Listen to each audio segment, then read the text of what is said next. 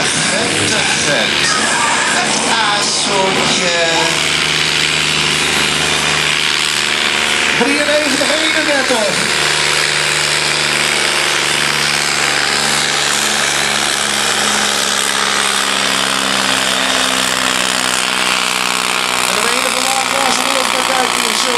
Naar de metertjes en hier rood uit de uitwater.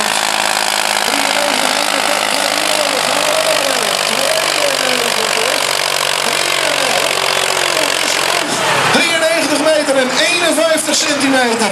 Het is alsof hij het erop doet, maar winnaar wordt Klaas Roelof Hooikammer. Tweede prijs is dan voor Johan Korker. En op de derde plaats vinden wij dan terug Wieger Veerman in deze 3 ton 4 cilinder sledklasse.